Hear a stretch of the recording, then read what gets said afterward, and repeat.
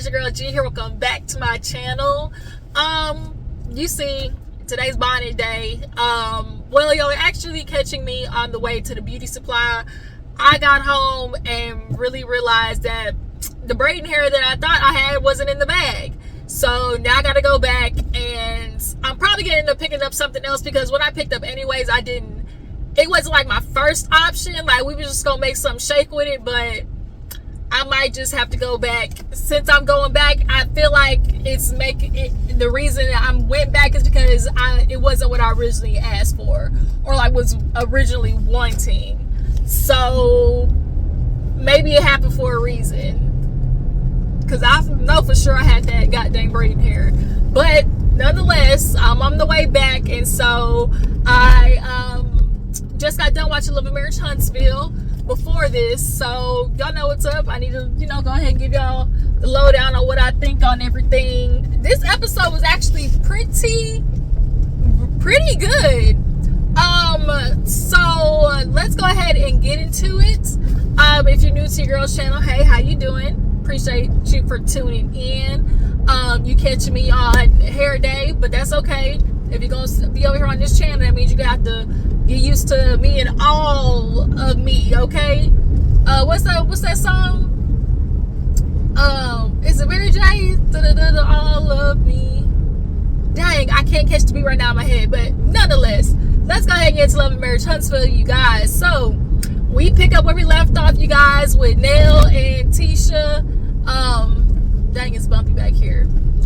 We pick up where we left off with Nell and Tisha, having their cahoots with each other. They ponderosa, if you will, on Love and Marriage Huntsville. And come on, truck.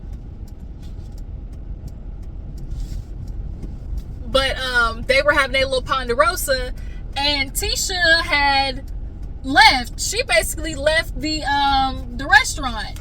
And all of a sudden, like, because that's where the episode ended, like, it ended with her leaving the restaurant. But then this episode picked back up with her walking back into it. So she was doing the whole, like, Nell, like, we're not going to sit here and yell at each other. Like, I'm not going to sit here and have you yell at me. Like, this is where I be doing my kids' PTA meetings. Like, we're not going to do that. And Nell was like, I wasn't yelling at you. And the truth is, Nell wasn't yelling. Just like you weren't in Chris's face, it's the same as Nell wasn't yelling, okay? If so facto equal alto, okay? Just like you wasn't in Chris's face, Nell ain't yelling at you. So she comes back in and was like, look, I want to, get this figured out. We need to work through this or whatever. And because I really do like you and I respect you at the end of the day. She was like, even sometimes, as you like to say, like, you mentored us or whatever. And she was like, that's what I do. She was like, I'm certified. And she's like, what? She's like, I'm literally a certified life coach. And Tisha was like, huh? You a certified what? And Tisha, of course, being shady in the confessional, just like, okay, yeah, you certified, all right. You certified crazy, as Marsau said. But nonetheless, she's like, yeah, I'm licensed or whatever. But so she's like, well, I really feel like we can get through this, and she's like, with you being a certified life coach, then shoot, like, we should be having no problems in the group then, And so she basically was like, she finally kind of breaks down the wall, I guess. And was kind of like, Nell, like, this, I just want to be honest and saying, like, it really is bothersome, like, having Chris talk about it, for years, my relationship has been attacked, and, it has affected our relationship. Like, we get that it's affected your relationship, but you and Marsau are not being honest about how it's affected your relationship, because constantly we've gotten into, of course, the issue of, like, Marsau cheating and all the rumors and things like that. But there is very clearly something going on that last season where they had an apartment, a renovated home, and trying to build a new house. Something was off with that. It was given somebody was living separate. That's what it was given. But she was like, constantly having people attack my marriage, it does take a toll on me. It does take a toll on our relationship. And she started, tearing up. And so Nell's like, I don't want you to cry. She's like, I get it. You kind of bringing your walls down and softening it up is going to make me soften. And so, like, yeah, I understand. Definitely get it because, I've gone through my own stuff with Chris. So I understand how that can be hard. But, like, at the end of the day, girl, Tisha, when none of this be happening, if nigga wouldn't be out here in these streets. And then if he went out here in these streets, he wouldn't have to use Chris as an alibi. And Chris knows he's getting used as an alibi. That's why anytime you see like there's like an issue and Chris says some little slick shit, or like there's like back and forth such as like the NDAs, the men never really have an issue. It's like they touch on it and then it's like, oh yeah, we good. Because they don't want to dig into the shit. Because if your shit get dug into, my shit get dug into. So for them, they all on code, as you want to say. They all on code with each other. Men upholding the patriarchy, point blank period. But, Tisha really thought she was going to be sneaky and bring it up like that was the issue and that was something that Chris initiated. Like, no, you brought that up, especially this is an incident that happened 2 years ago, and you're just now bringing this up. It's given, I think Tisha threw that out there to see if she could get any verification or confirmation on what Marsau said, because Nell let it be known that she was there. She was like, that ain't what happened. Like, I was there. So don't try to sling that mud over here, Bookie. But long story short, they end on a better note. They promise, okay, we're gonna wipe the slate clean, start over, and I guess anytime there's an issue, call each other up on it, like speak immediately. So after that, what happened after that? Maurice goes to talk to Kimmi, y'all. So Maurice goes to talk to Kimmi and basically he gets to talking about Martell and wanted to have a conversation with Martell. He feels like, Martell been doing, handling some rough stuff the past couple months, and he's like, I just want to check in on him and make sure he's okay. We haven't seen him since LA when they did the reunion. And she's like, I don't know why. Like, it's gonna be a waste of space and air and talking. Like, you really wasting your breath. The problem is Maurice thinks he's the problem solver for everything. He just likes to hear himself talk and sound philosophical. He just wants to sound smart. Like, Maurice, the thing with men who think they know everything is they feel like everybody else wants to know what they know. Or like, if I want to know something, I want to hear it from you. And Kimmi pointed out right. She was like, you can go over there talking to Martell all you want, but he don't respect you. He sees you, and basically he sees you and Marsau as one. You are an extension of Marsau, which is why he be getting upset like when you don't be saying nothing or like calling Marsau out. And so in his mind, anytime you be talking to him, what do you get every single time? Yeah, I see what you mean. I see what you mean. Right. And they did a little flashback every single time. Yeah, I hear what you're saying. Yeah, Yeah, I see. Yeah, okay, I get it. Yeah, word. That's what's up. Literally, like, Martell is always going to have the thought process of, even if what you're telling me could be a 100% useful to my life, I'm not finna listen to your ass because you just like me. That's literally how he feels. You just like me. The only difference is I'm just the nigga that got caught. We've all done dirt together. So the fact that we've all done dirt together, I know you not any better than I am. That's literally just all this is about, and that's to Martell's downfall, feeling like can't nobody tell him nothing. So Maurice is just like, I just really want to, see, because I just, I know what I think it is. I feel like he's played the villain for so long and he's become this bad guy. People always come for him for being a bad guy. And Kimmi's like, he wasn't always this way.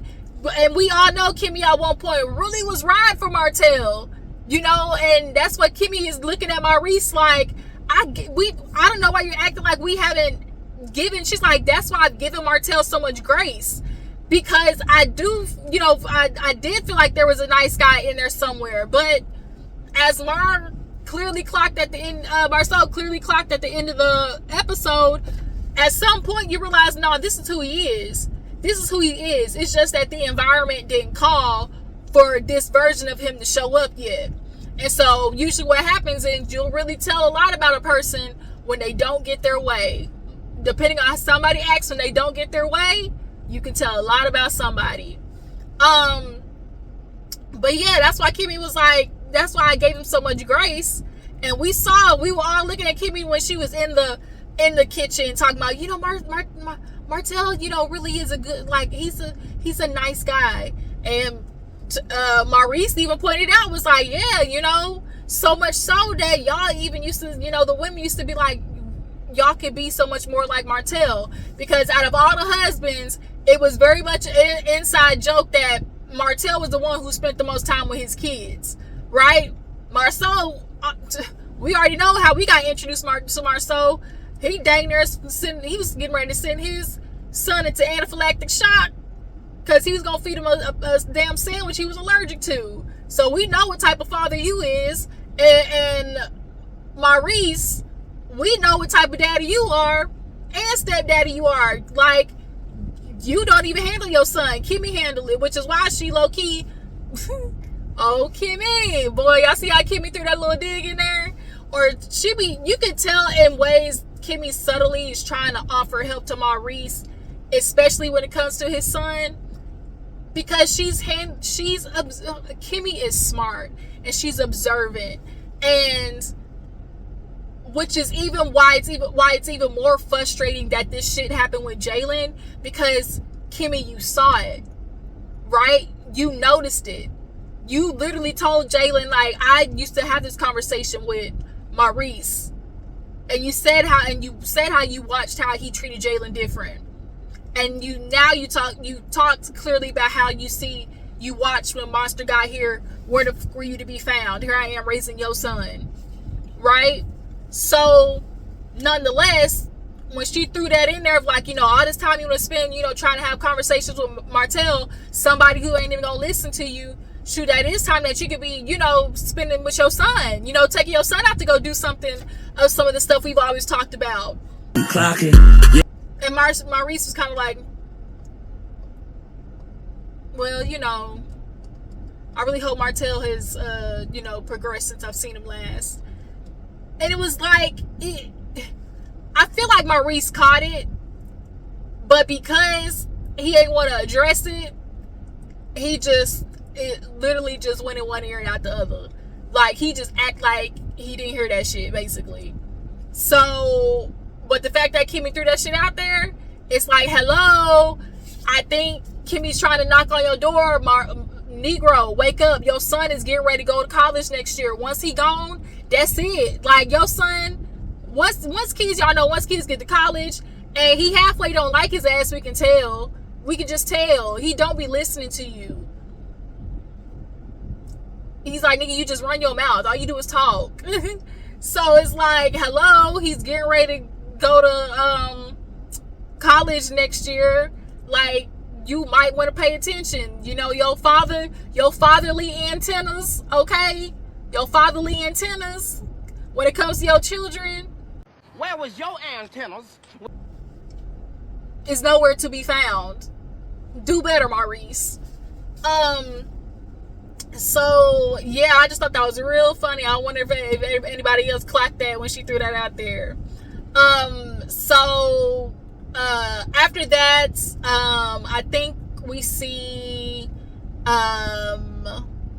was Lance in this episode? Or was it a playback, a flashback? I think it was a flashback because Nell went to talk with Chris. They went to some type of store or whatever, and they were shopping, and Nell let him know how the conversation with Tisha went.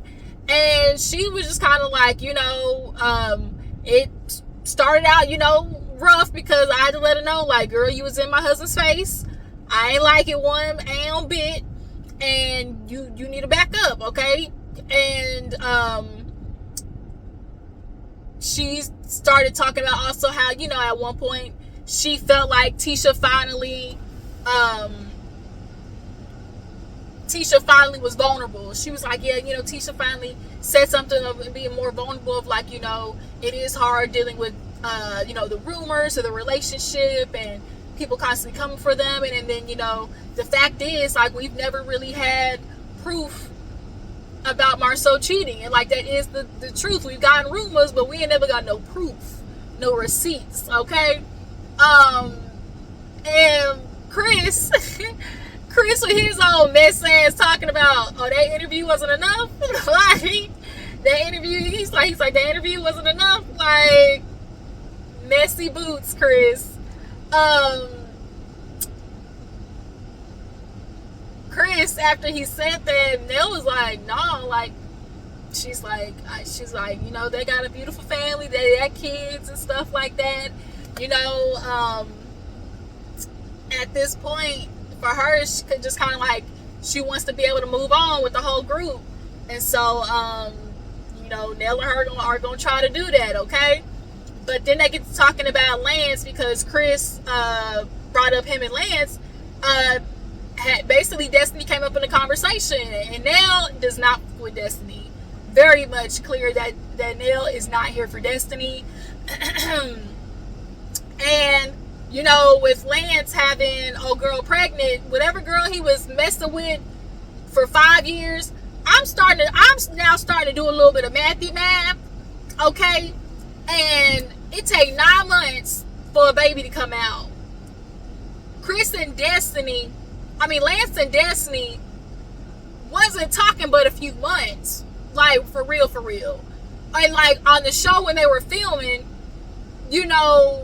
that wasn't like, filming itself is only of what, 2-3 months. So you knew you had a baby, Lance, because they said that the minute they got back from LA, he announced that that the baby was born.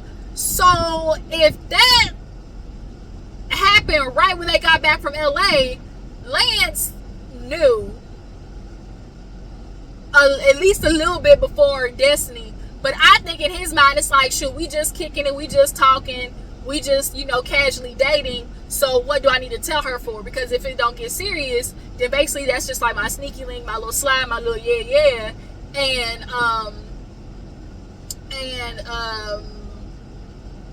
I ain't really gotta owe her anything. Plus, we all know how Lance felt when he was like, oh, like when she about that dude being cute or whatever, and Kimmi made it a big deal. He was like, yeah, you think everybody cute. So I felt like he was still salty about that, as well as Nell. I feel like Nell kind of felt like, I don't know, I guess maybe she was playing her son, and so she was like, well, shoot, I mean, did she give him son? They say, like, shoot, they got to get it from somewhere. So if she wasn't giving it to him, like, he had to get it from somewhere. And so it's just kind of like, damn, Nell, you got that thought process, like, basically, if I don't do it, another woman will. Like, that has got the women in a chokehold of just, like, laying down and having terrible sex, okay? Getting down and either hopping on it, ain't nothing hard, ain't nothing poking back up at you, bending over, taking it, he ain't even hitting the spot right, don't even know where the G spot is. And then a lot of women just sitting there laying there for the sake of being the mattress made the mule, shot the Erica De Niro. Like, just gotta sit there and take it. That's really just what they expect from women. Just sit there and take the bullshit that men throw at you. Disappointing. And now the girls have said, get somebody else to do it, okay? Not for me. Sorry. Not on duty. So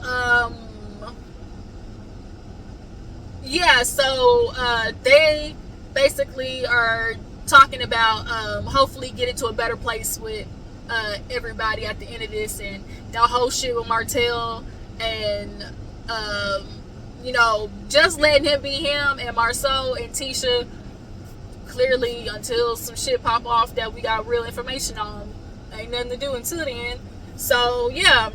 So speaking of Marsau and Tisha, we're inside Tisha's crib, and she was talking to her daughter basically about the hair care. And I wanted to mention this part because it reminded me of Imani just a few days ago on the Shade Room, I think it was, when she was talking about basically Scrappy being an ancient daddy, or not an ancient daddy, but an ancient nigga on account of the mother or whatever. And the daughter was joking about being asked who the favorite was, and she was like, it used to be dad, and dad used to be right here and mom was like right up under him, but now it's like daddy's like down here and mommy's up here. And I said,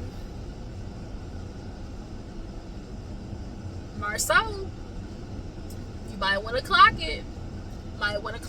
And he over there in the confessional, he's like, oh, my daughter's just like me, she loves a good joke.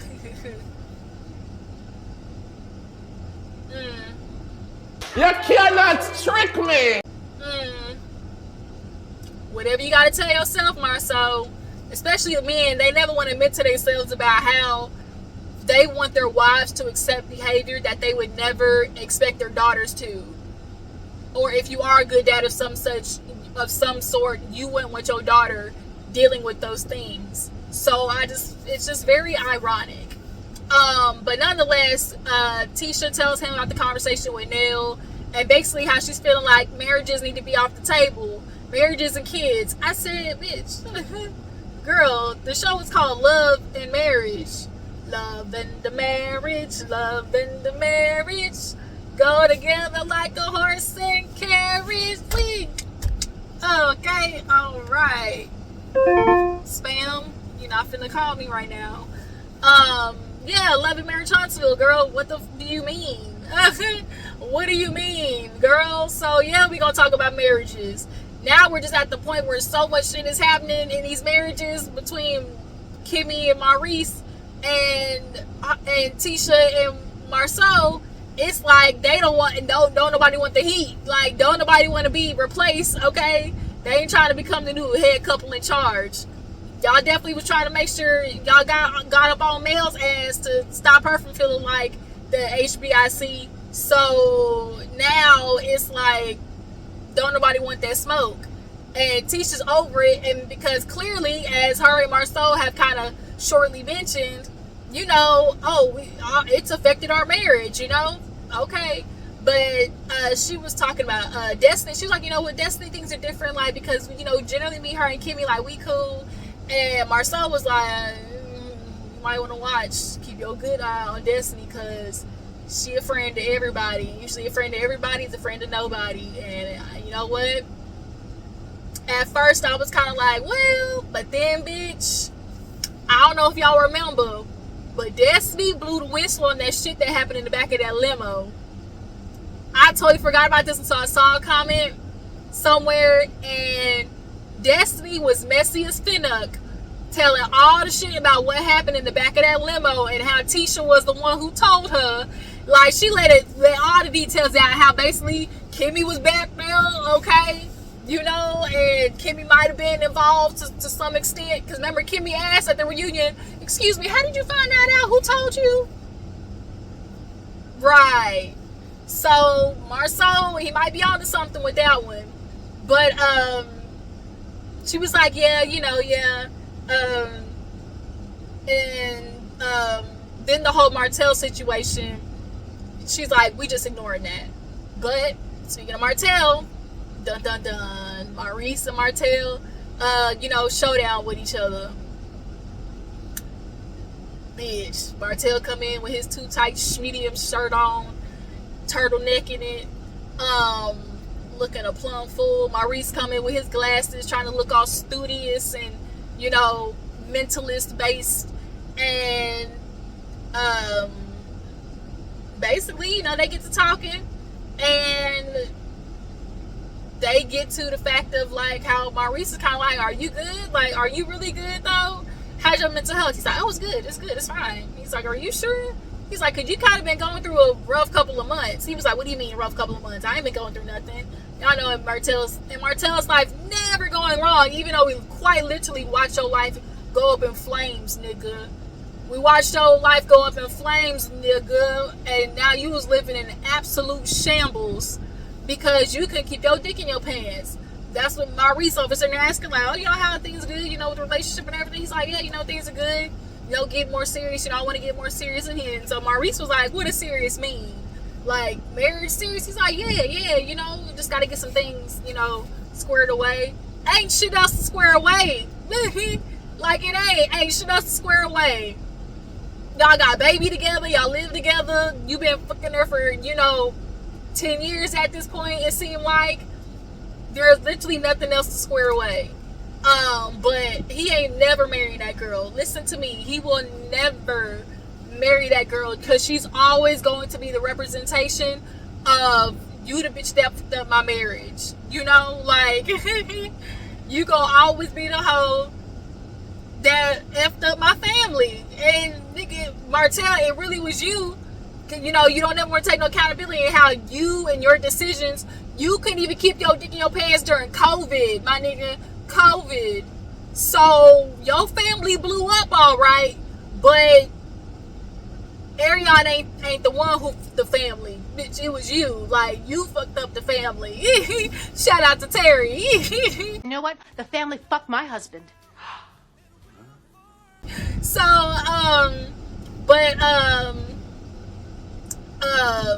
yeah, so Maurice was like, okay, you know, whatever. So he's like, look, I'm just trying to figure out what's going on with you, Martell. Like, clearly you got this interview going on. Like, what are you trying to get out of it? And Martell's like, you know, his thing is always going to be, well, I'm tired of being the nice guy. You know, I'm tired of people just picking on me and me not saying nothing. Martell, there has never, ever been a point in these situations where people have picked on you, said anything about you unprovoked. People, in particular, Marsau, if he was saying stuff, he was commenting to what he was seeing. But Martell used to get pissed off about Marsau making jokes because he's like, you laughing at my misfortune, and bitch, like, you just lucky at this point. Don't be laughing at me because I really could fuck your shit up. I mean, eventually Martell tried to, but he used to get so pissed off about that. And then it's like, if Marsau is commenting on what's going on in your life, don't get mad at him about that. Like, you mad at him for commenting on that stuff, and so now when he's commenting, now you want to lash out and then start throwing his shit up. Like, nah. But nonetheless, he always has this attitude of people are coming for him. Martell, you initiate so much shit, and then you start the fire, and then let's put out the fire. And then had the nerve. Y'all, this motherfucker had the mitigated gall to sit there and say, oh, because Maurice asked about the interview. He's like, well, did you pay the girl? He was like, nah. And then he was like, you know, what are you trying to get out of this? And he was like, no, I don't like the negativity. I don't like the negativity. You know, I was expecting them to call me, you know, and to apologize. And, you know, I never would have released the video or the tape. Basically, the sit down with the girl. Martell said he felt like he was waiting on Tisha and Marsau to call him. And apologize. Do you not remember where y'all left off, sir? Where you literally slut-shamed Tisha in her college years? Where everybody's throwing it back, okay? From the women to the men. From the pussy to the bussy, okay? Like, to her then talking about, you know, you might like taking it in the bussy. So it's like, why would you think they would call to apologize about that, about their lives? Like, you are absolutely crazy. Like, he's insane. So now, Maurice gets to talking about his, I forgot how it came up, his case. Because, Martell's like, I'm tired of people coming for me or whatever. He was like, you know, then, you know, I know you got brought into it, you know, I apologize for that or whatever. He was like, you know, but you don't be saying nothing. You don't want to sit back there and say nothing. And they did a flashback, I guess, at the reunion. Martell was getting questioned about being guilty. Nigga, you were guilty. Like, literally, there's no ifs, ands, about it. Like, you were classified as guilty on this case. And you mad that Maurice wasn't coming up to save you or step up and say something for you?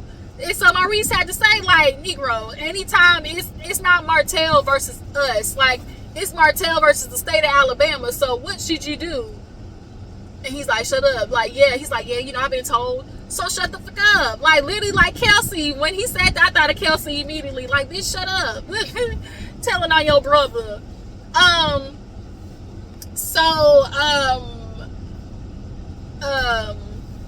hope this air ain't too loud in this camera. So, he was like, so yeah, like, I wasn't finna, like, say nothing. And, so he's like, let me tell you, he's like, is there anything about your case that's funny? Because he started laughing because Maurice brought up the whole DUI situation because of the case or whatever. He started talking about, do you know what happened? He was like, I hit an animal and I hit a tree and I hit a pole.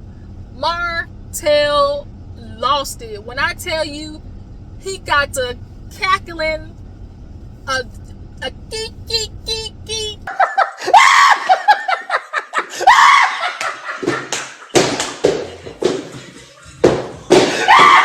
Cackling.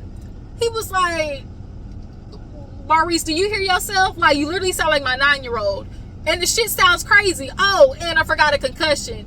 Now you full of shit, Maurice. What you not finna do is play in our face because you wanted to be specific about, oh, the timeline. Everybody wants to know the timeline.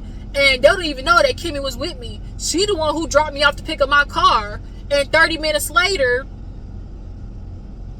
that's when that happened. That's bullshit, Maurice, because Kimmi literally said that she called looking for you. So even if she dropped you off to get your car, you wasn't found until 12 o'clock, getting arrested until 12 o'clock the next day. So if you had a concussion, how did you know you had a concussion? You wouldn't know you had a concussion until you had a medical diagnosis. When did you go to the hospital to get a medical diagnosis, Maurice, to know you had a concussion? You would have been in the house if after you got dropped off from Kimmi 30 minutes later to having whatever situation. You were found you got booked the next motherfucking day, Maurice. Like, y'all see the shit that I'm saying? Like, the lies you tell. But I digress because I don't want this video to get long. And so Maurice has been doing his damnedest this whole season to be like, oh, it was dismissed. You see, because the proof or whatever. And so Maurice was like, anything about your case funny? And Martell was like, I mean, no, but some, you know. And it's like, basically, like, your shit is for real. And Martell, you want to act like everybody's doing shit to you, but they not, you know. And then he was like, you know, you bringing me into stuff, you just flat out lying. He's like, oh, I'm lying, Maurice. He was like, so Marsau did fly that girl out? And Maurice was like, I don't know what Marsau did. I said, check one. Okay, the ways you slowly be snitching on yourself. Check one. Then it was, he was like, well, most everything that you said was a lie. I said, check two. Okay, because what you mean most of what he says is a lie, so what isn't a lie? That's the first thing I was thinking. So what the fuck isn't a lie? And then so Martell starts talking about like how, you know, he saw, because in the video he was like, oh, I didn't say it, I didn't bring you in it. He was like, yes, you did. Like, Maurice, Martell, you already admitted at the very first conversation that you brought him into it. So now you sitting there talking about, oh, I didn't talk about you, I didn't bring you into it. Like, Martell talks out of both sides of his neck so bad. But he was like, oh, I lied. And Maurice was like, so you seen it? Okay, so what did the room look like?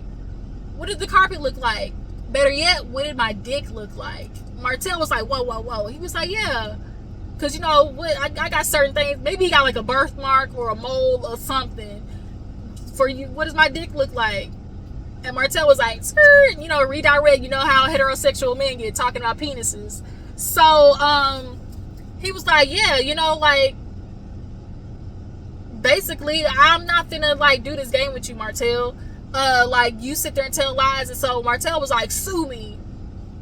Negro, it's clear they went to Vegas because Maurice said so.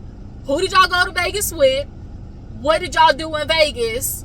And I think Martell wanted to have sex with that girl, but you did that, oh, like, you know, because she wanted to do something with me.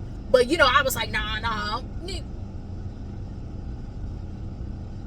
I think you watched that girl, and then you had sex with her after, because you said that they have sex with you. Or he's like, oh, y'all have sex with women after me. So that means you already had sex with her to come back to the hotel and see that they was having sex with her later. Either or.